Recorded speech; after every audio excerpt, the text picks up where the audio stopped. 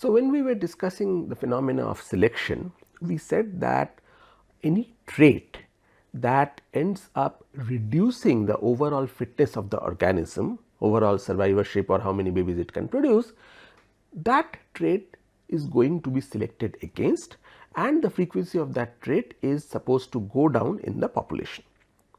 However, it is well known that there are several traits which seem to be like an exception to that rule. So, for example, look at these, the tail of a male peacock. You can see that it is very long, and if you see a peacock in flight, you will realize why I am talking about this being detrimental. Due to the weight of that tail, that bird can hardly fly. It flies at a very small speed, it has very little maneuverability in flight, and it can very easily be seen that for this bird, this is a big detriment in terms of escaping from predators. Similarly, look at the antlers of this particular deer. So, in many cases, obviously first of all the weight of that whole thing on its neck is very high, and secondly in many cases it has been seen that particularly when they are moving through forests, sometimes these horns they get stuck into low lying branches, and when that happens this organism gets pinned, and obviously then it is a very easy target for the predators. So, if you have structures like these which seems like they are detrimental to the organism, then how exactly can such traits nonetheless evolve and persist? Why have they not been weeded out by natural selection? So, that is the major question over here. And of course, as you can guess, the answer is that maybe what looks like a disadvantage to our eyes has some underlying advantage after all. Now, then the question is going to be, what can that advantage be? And that is the topic of this discussion and the next one, which in technical wording is known as sexual selection. So, normally whenever we have been discussing anything, I have been taking things from multiple sources to create a narrative, but in this particular case the treatment in Zimmer and Emlen's 2015 book is so nice that I have taken much of the information that we are going to discuss from that source. Of course, there will be a few things from other sources as well, but that is the primary one. So, like many things in evolutionary biology, the concept of sexual selection also originates from Charles Darwin. And Darwin very famously said that whenever he looks at the tail of a peacock, male peacock, it makes him sick, and the reason it made him sick was because it looked as if this is going against his theory of evolution by natural selection. But very soon he figured out that there is a way out, something else can be happening, and his solution was that characters that seem to be non-adaptive might still be selective if they end up providing advantage in the context of reproduction. So, his specific quote, very famous quote, is that sexual selection depends not on a struggle for existence, but on a struggle between the males for the possession of the females. The result is not death to the unsuccessful competitor, but few or no offspring. So, essentially if something is giving a reproductive advantage, then even if it is giving a disadvantage in another context, it can still be selected. So, a technical definition of sexual selection is that it is the differences in reproduction that arise from variation among individuals in traits that affect success in competition over mates and fertilization. Now, the obvious question is that if you think about reproduction, it is in the interest of both the male and the female. So, if it is in the interest of both parties, then why exactly should a competition arise to begin with? There should simply be cooperation. And when you are talking about selection, obviously there has to be some kind of a choosing happening. In the context of sexual selection, who is doing the choosing. Remember, in the context of natural selection, the selective force is whatever is happening in the environment, the context in which the organism finds itself. So, in the context of sexual selection, who exactly gets to choose? So, these are the questions that we are going to answer in this discussion. Now, in order to answer these two questions, you have to realize that there is a fundamental difference between the reproduction in males and reproduction in females. Now, in this particular context, I have to remind you that for this course, male and female is defined in terms of biological sex and not gender or any other context that we humans use. And the same is going to go for the pronouns. So, if I am talking about a male deer or a male seal, I am just going to call it he, or a female deer or a female seal, I am just going to call it a she. Okay. So, that is something that has to be understood. So, just to refresh your memory about the definition of biological sex, it is the binary classification of anisogamous organisms. Anisogamous means where two kinds of gametes are produced. So, those organisms which produce a large number of small gametes, they are the ones who we call males, and those which produce few but large resource rich gametes, those are the ones that we call females, right. Now, there exists constraints on both males and females in terms of how many offspring they can produce. But because of the anisogamy that I talked about, the sources of these limitations for these two sexes are very, very different. So, if you look at the male gamete, the sperms, they are very numerous, and therefore, in terms of resources, they are extremely cheap, they are easy to produce, and therefore, males can typically produce trillions of sperms. I mean, this is true more or less across the entire living world. Wherever you find an isogamy, the male gamete is typically produced in humongous numbers. I mean, for example, it is well known that the number of sperms produced by one human male over his lifetime is sufficient to fertilize every single female on this planet multiple times over. Okay. However, if you look at the eggs, they are larger, they have to pack in more resources. Why do they have to pack in more resources? Because after the fertilization happens, the zygote that needs to divide, and it needs to grow, and the initial resource that is needed for that is all coming from the egg cell. And because these eggs are richer, resource rich, they are more difficult to produce in the sense that they need more investment from the female, and that is why any female will typically produce a much smaller number of the gametes, female gametes, over their lifetime. Now, with this background, let us first look at the female story and then we will look at the male story. So, if you look at the female, because sperms are huge in number, females are typically never limited by sperm availability.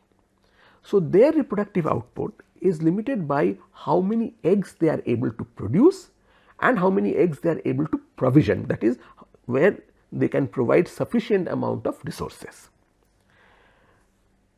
Therefore, the more successful females are typically the ones who can make more eggs than the other females, and also there is one other thing that happens in the context of females, particularly the ones where the fertilization is happening internally, means inside the body of the female.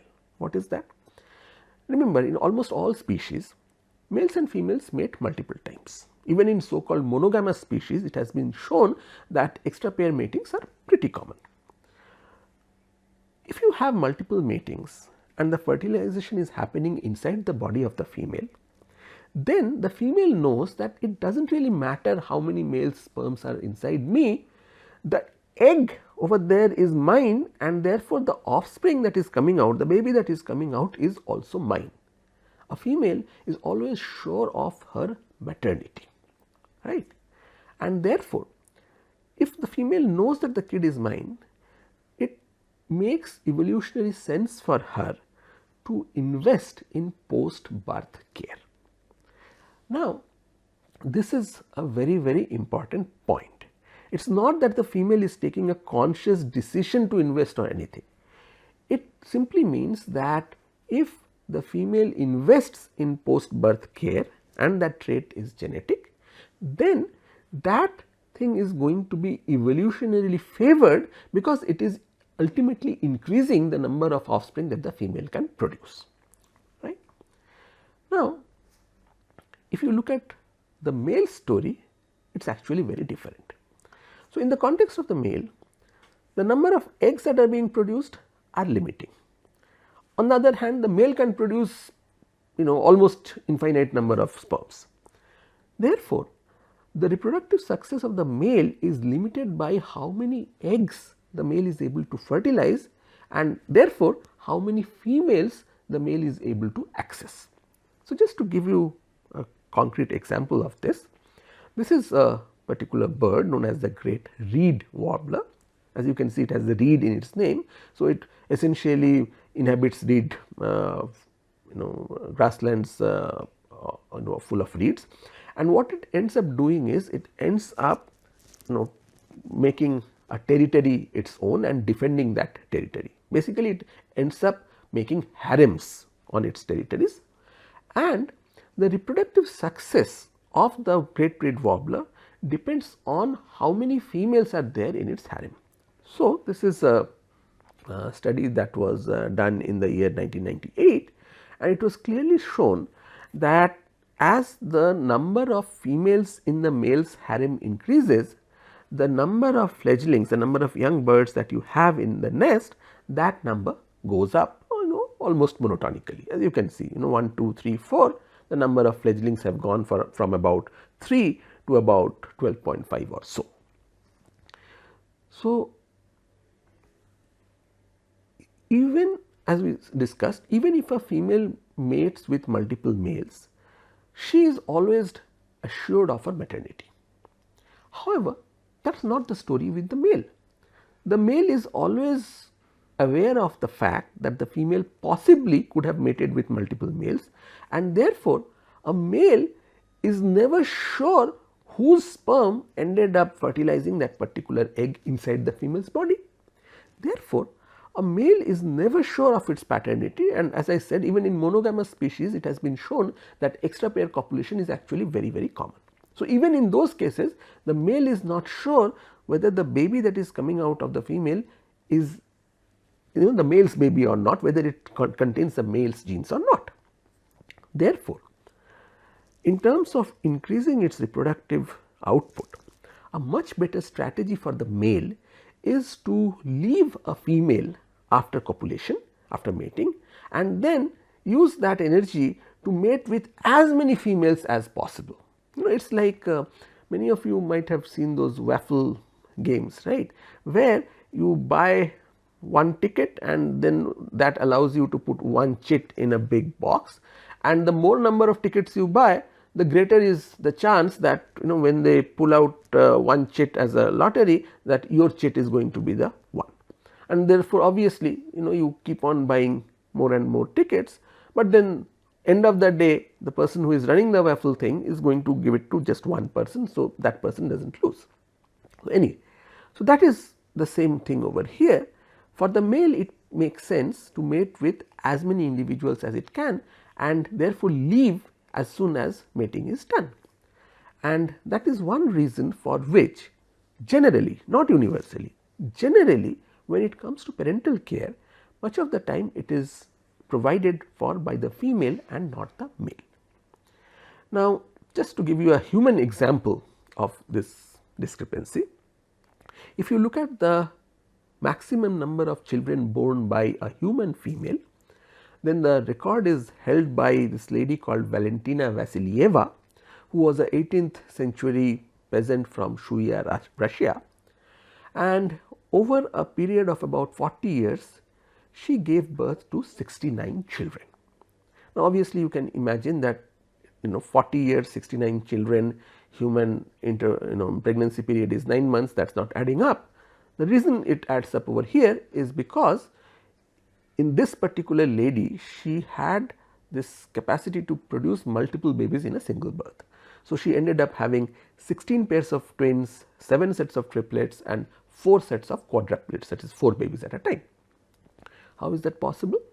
That is because in human females, normally a female produces 1 egg during a particular menstrual cycle, but there are some females who have the ability to produce multiple eggs.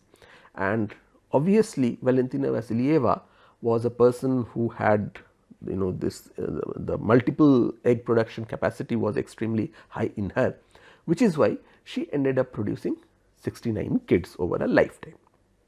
Now, that is impressive, that is very impressive, but compare it with the Guinness record for the maximum number of children born by a human male, and that record is held by this man Moulay Ismail ibn Sharif, who was a sultan of Morocco, and he in his lifetime fathered 1127 children from 500 wives.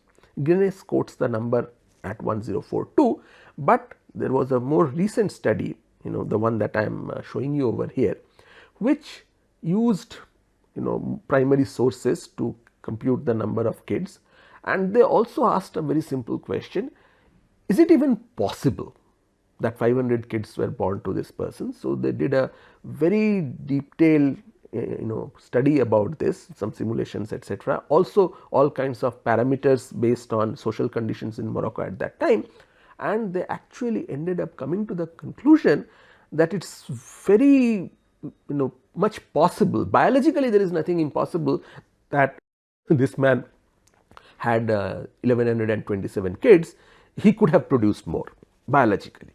Okay.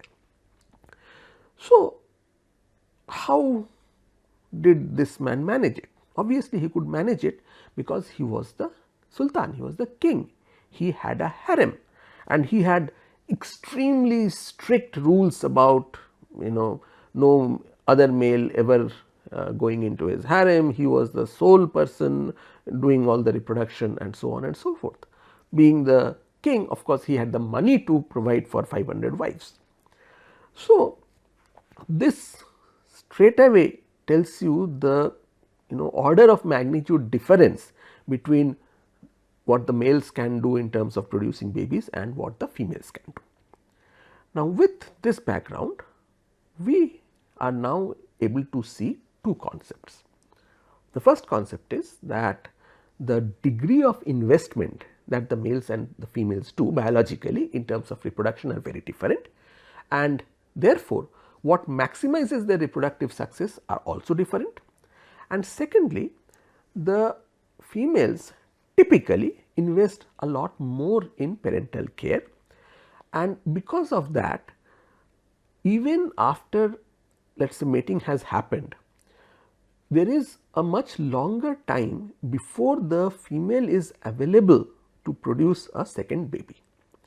That is why even if in a population the number of males equal the number of females, the sex ratio is 1:1, the number of females which are available for mating and producing a baby is typically much less. That is why there is this concept called operational sex ratio, OSR, which is simply the number of males available for mating divided by the number of females available for mating, and this number can actually deviate quite a bit from 1:1, even if the actual sex ratio, the biological sex ratio is 1:1. Now, these two things, they lead to the third component of our story, and the third component of our story is in terms of variation in reproductive success. Reproductive success is simply a fancy term for how many babies you are producing. Now, remember, in a sexually reproducing organism, each zygote is formed by the fusion of one sperm and one egg, right, basic biology. Therefore, in a population, the total number of babies produced by all the males has to be equal to the total number of babies produced by all the females, right, given. Also, if the sex ratio is 1:1, that is equal number of males and females, then the average reproductive success, which is simply total number of babies produced by the males divided by total number of babies, total number of males, or total number of babies produced by females divided by total number of females, these average successes, reproductive successes of the two sexes have to be equal, right. What ends up mattering therefore is not the average, not the mean. What ends up mattering is how this reproductive success is distributed across the males or the females.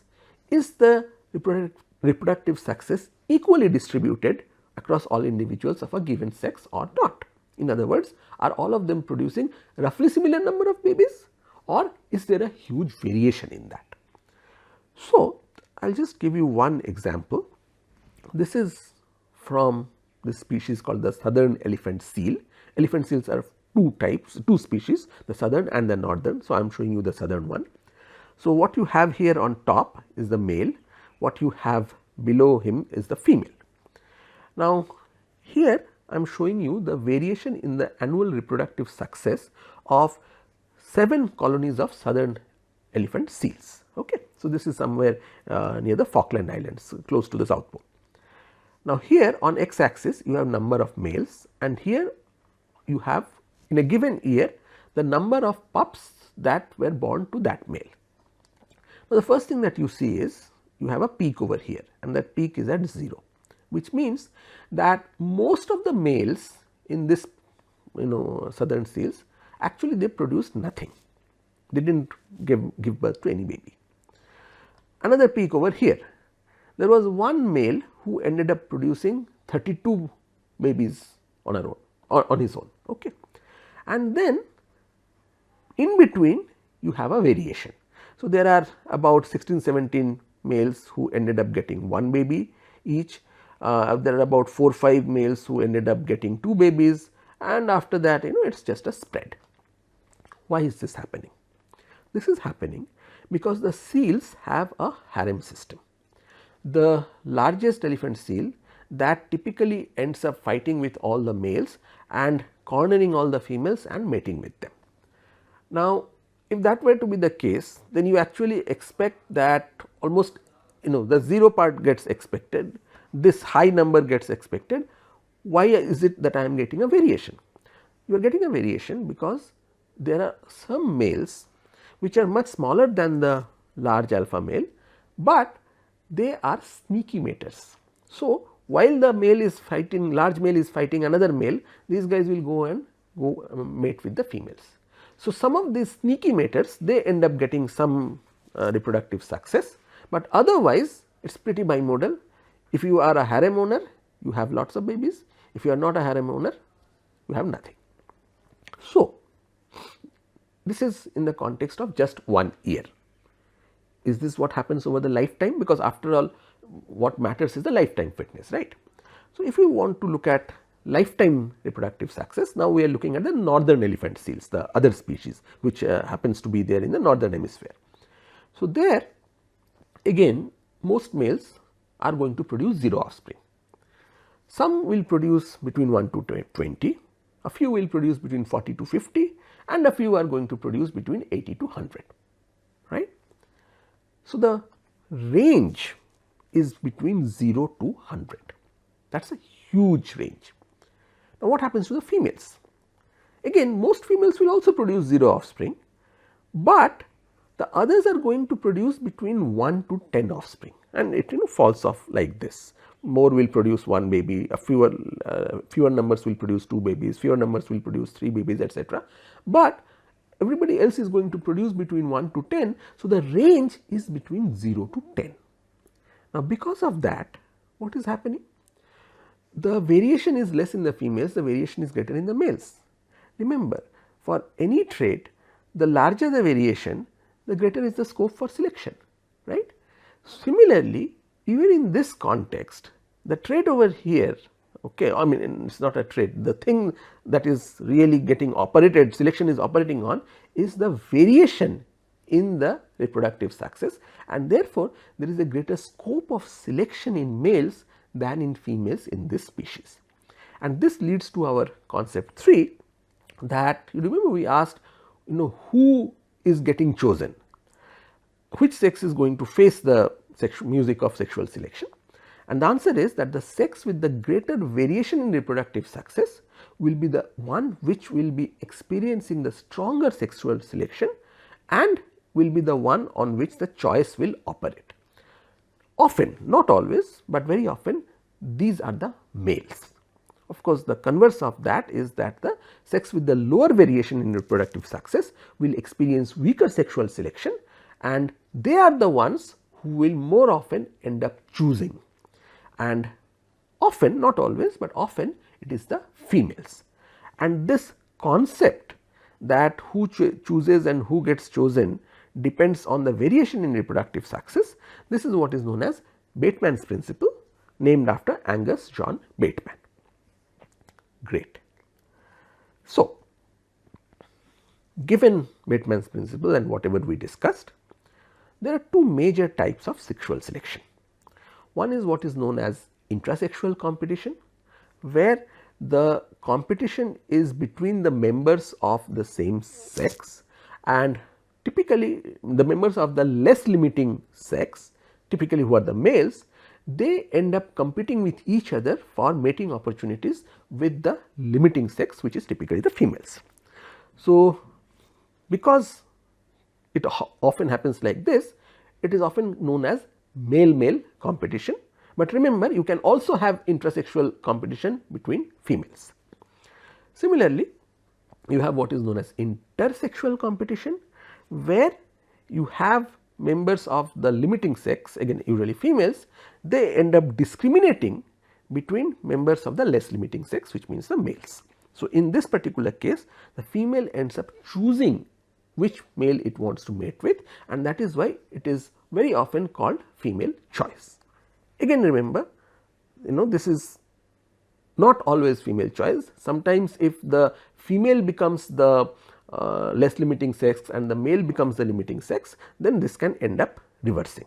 But typically intersexual competition will take place in the form of female choice.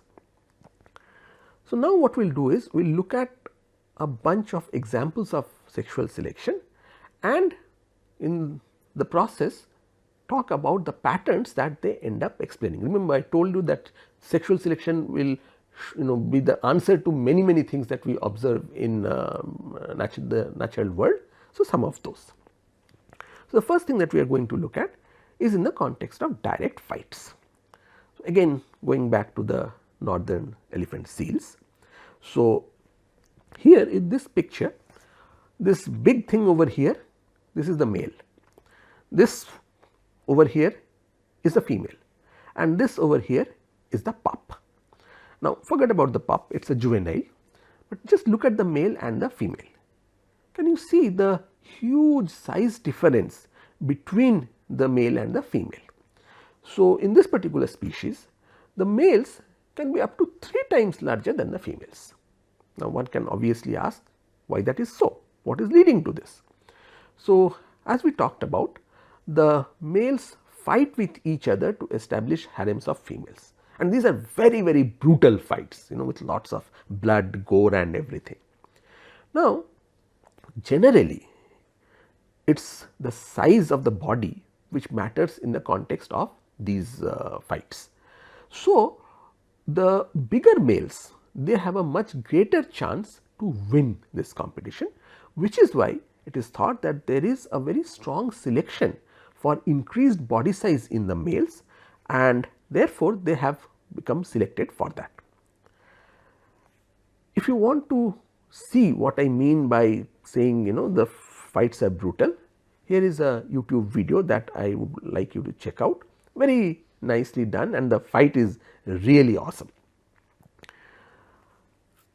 Another major observation in the biological world is the presence of oversized organs. In many organisms we find it. So, I will give you just two examples. So, what you are seeing over here are the so called harlequin beetles. So, these are nootropical beetles, and what you can see over here. So, these are insects, right. So, all insects have 3 pairs of legs. So, these are the 2 hind pairs of legs, but look at the front pair. Look at how enormously large these legs are. So, why exactly are these eggs so large? So, turns out that the females of these particular species, they end up feeding on saps which are coming out of fallen fig trees, and these trees, they are very separated from each other in the forest.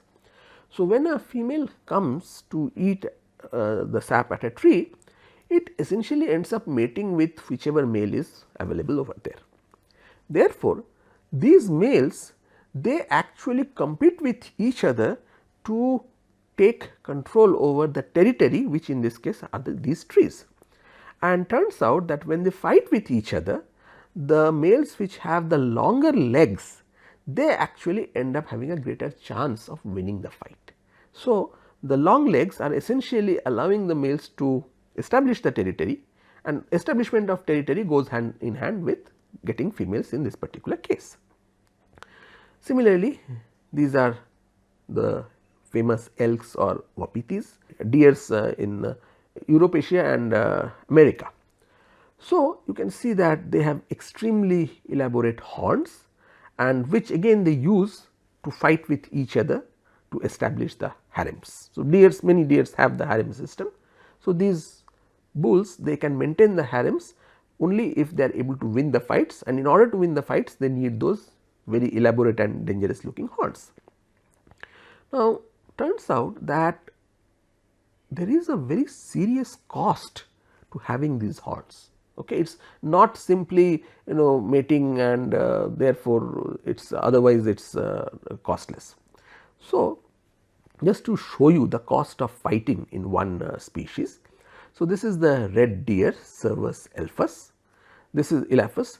This is what the male looks like. You can see its antlers, and if you look at the mean number of calves per year for the male. So, this is on y axis, on the x axis is the age of the males. So, what you see is that during the first 4 years of its life, it is still sexually immature. So, there is it is not producing any babies. Then around this time it becomes sexually mature, but it is still small in size, the horns have not yet grown properly, and therefore, all it can manage are some sneaky matings, which is why it has some very low number of babies that it is able to produce. And then you can see a huge jump over here, right.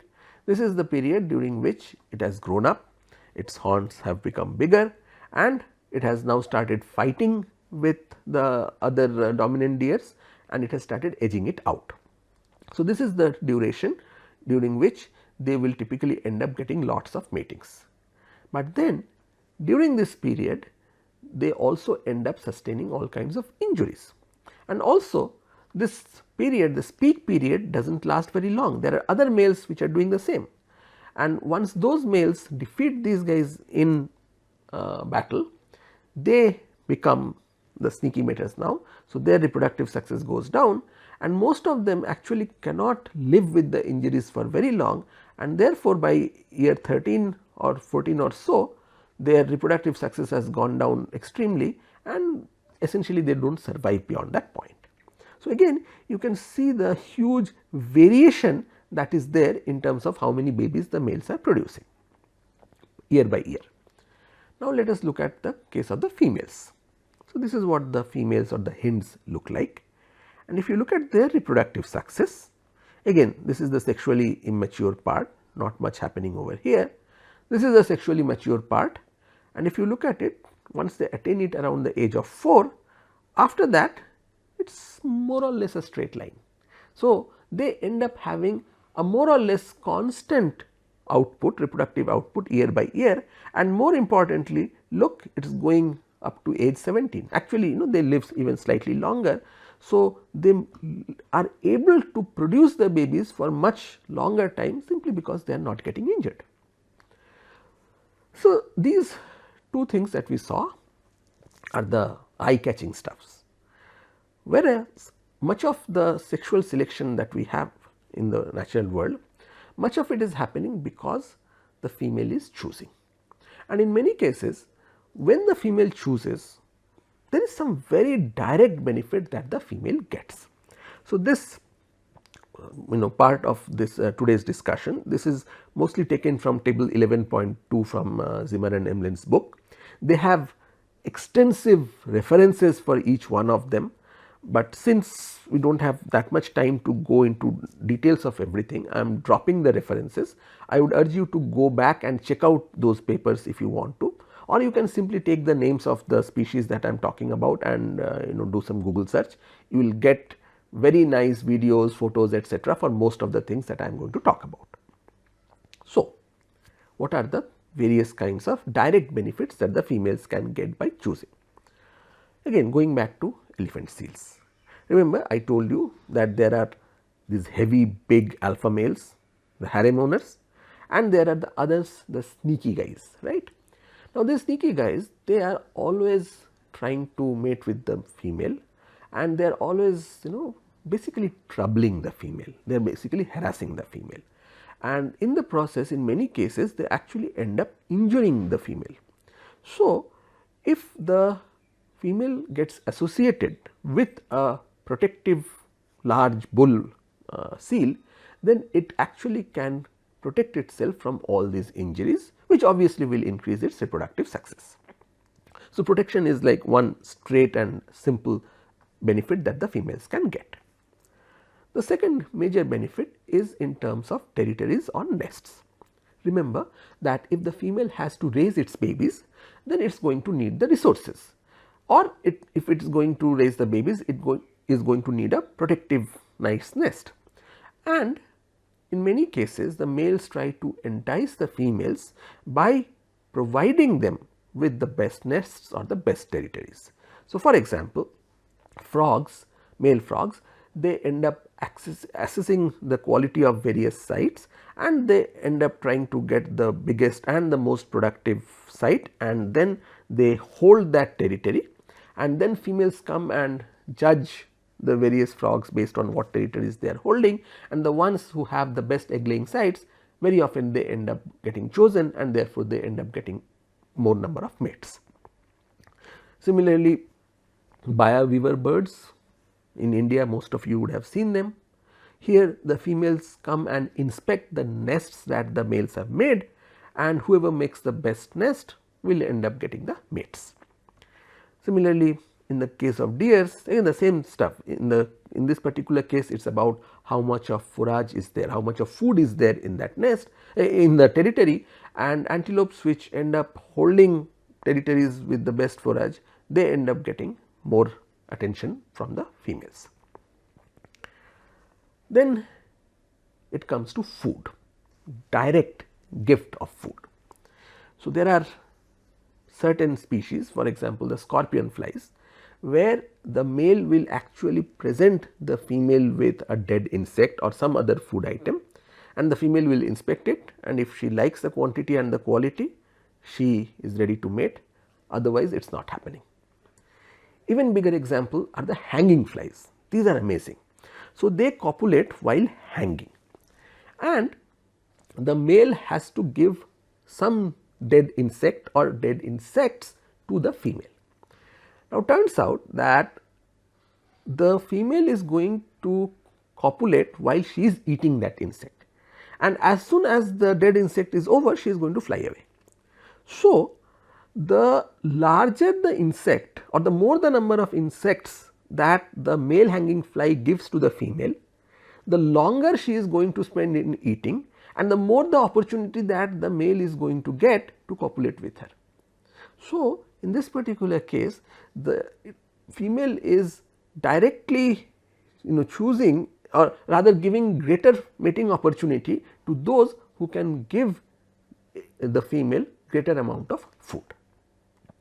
Similarly, in many cases the males offer their body or parts of their body to the female. So, in crickets for example, it is the fleshy hind wings of the males which the female crickets like to chomp on during the process of mating. And this of course is taken to an extreme, this is another version of this is in the context of the bush crickets. I mean, many insects do it, katydids do it, bush crickets are good examples, where the males are going to actually produce proteinaceous blobs known as spermatophylax and then present it to the females. So, the females eat them, this increases their protein content of their body, and of course, in return they allow the males to mate with them.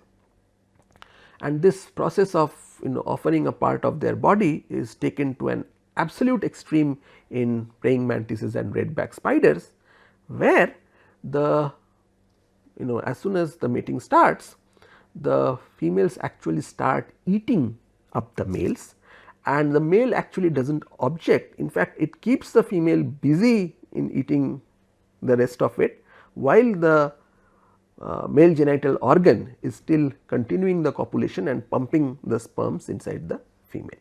So, it ends up quote unquote what looks like sacrificing itself, but evolutionarily speaking it does not matter, because it has got the chance to mate and it has got the chance to pass its genes to the next generation. Then comes help in parenting. So, many females choose based on whether the male is able to help it in raising the babies or not.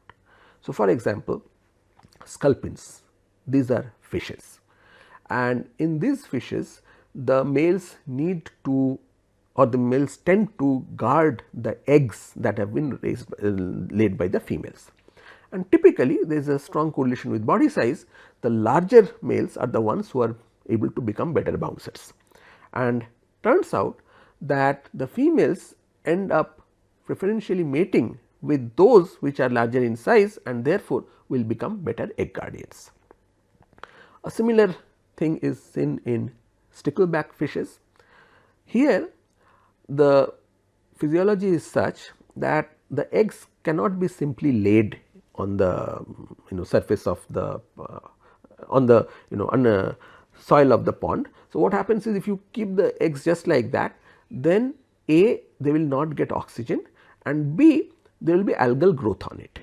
Therefore, in this species it is the duty of the male to continuously stand on the eggs and basically just fan its pectoral fin like this, and in the process you have a stream kind of being produced there. It is exactly like what happens in the aquarium. You have seen those bubbles, right? There is this motor which produces the bubbles, and the whole idea is to increase the oxygen supply. Same thing happens over here. By doing this, it is increasing the oxygen supply to the eggs. Also, by continuously agitating the water with its fins, the male is not allowing the algae to grow.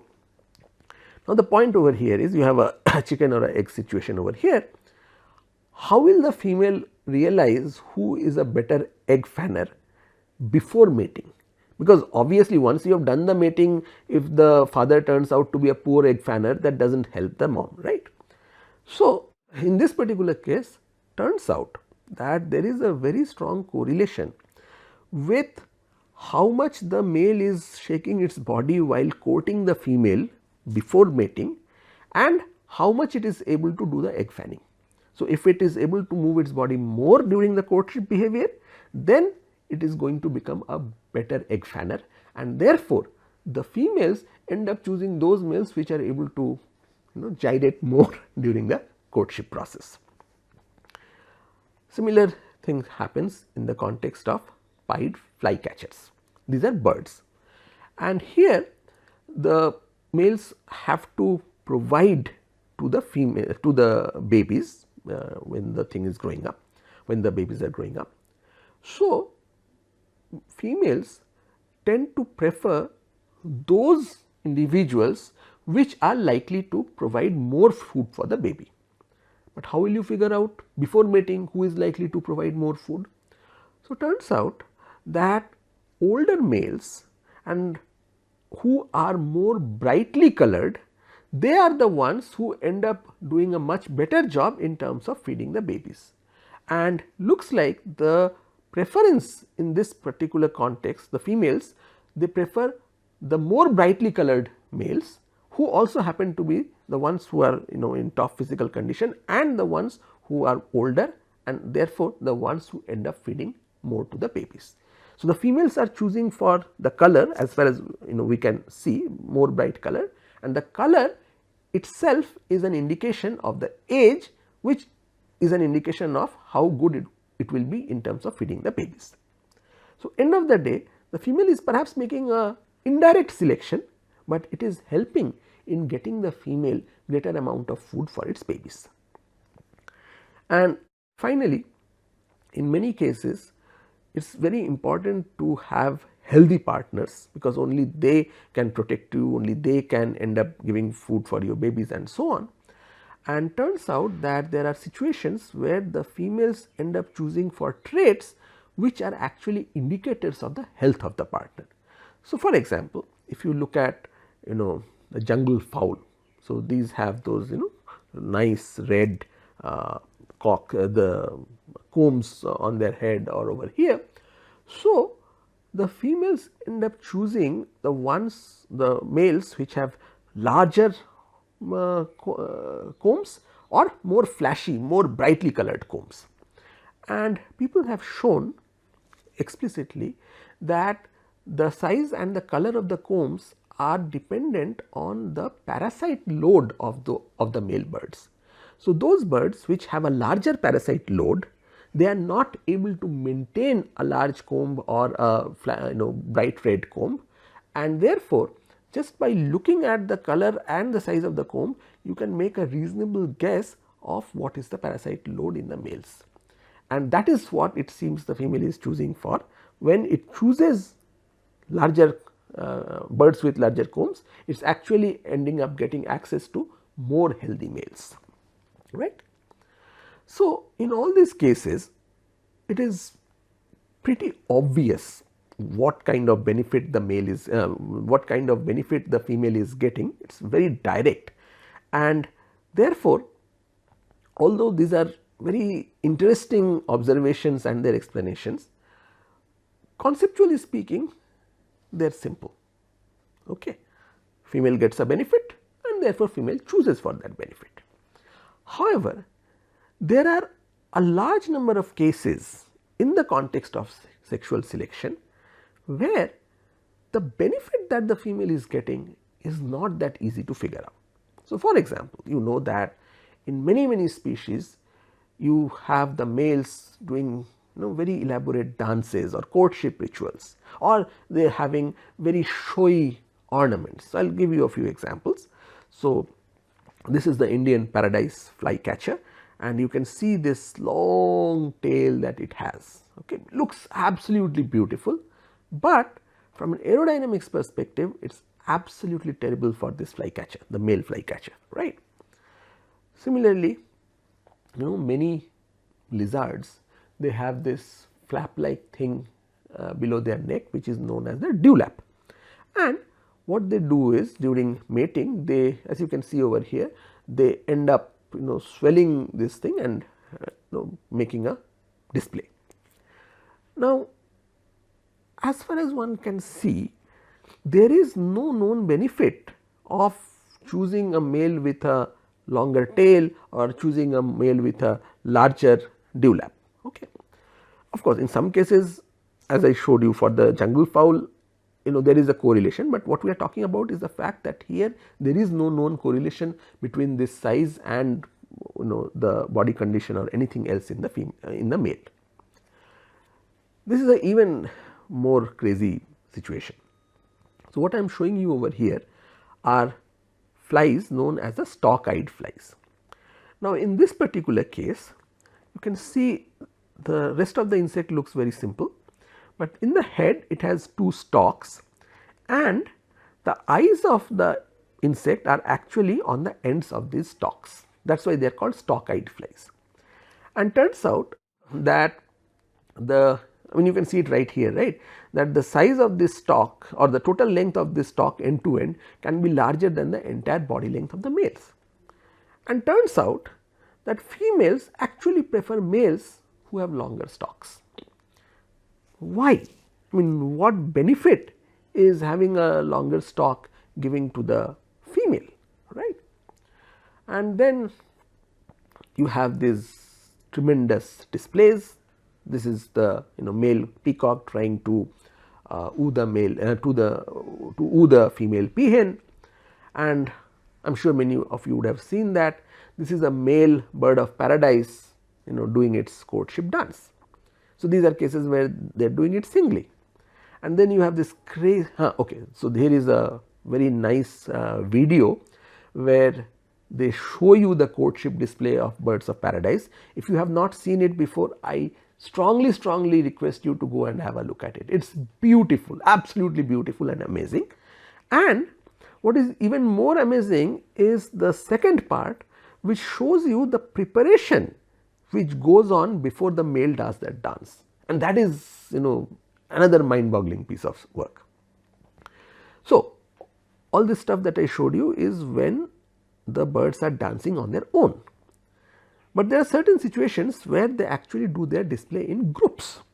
So, this is what is known as lekking. So, here I am showing you a particular bird known as the greater sage grouse. So, you can see that there are two kinds of birds, ones which are standing with their tail which is organized in spines like these are the males, and then you can see these ones much smaller and not at all flashy or showy, these are the females. So, turns out that these males, they will gather together in an area like this, and it is a shared display area, and this area is what is called as a lek, L-E-K, and then all these guys, they are just going to do very intricate moves and dances and so on, and the females, they are going to visit these lakes, they are going to inspect each male very closely, and then at some point they will choose their mates, right. So, again, if you have not seen lekking before, I will strongly urge you to have a look at these two videos from the Cornell Lab of Ornithology, and what you will see is it is not a mere showing off. There are very intricate patterns and there are very intricate things that the male bird is doing, and they also show how the female is responding to all that. So, very interesting stuff. However, the question that this leads to is a rather problematic one.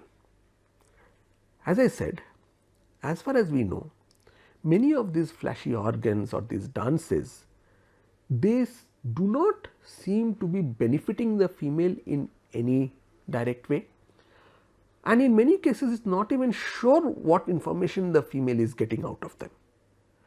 So, if that be the case, yet we know that the female is doing an active choice. It is choosing the one in many cases which has the brightest feathers or the longest feather or whatever. Why exactly is the female making these choices? Is it really the case that there is no benefit? If that be the case, then why is it that this thing has evolved to begin with? So, there has to be some benefit somewhere or some mechanism somewhere which will explain why this particular thing is so prevalent in this species. What that benefit can be is what we are going to discuss in our next discussion. See you.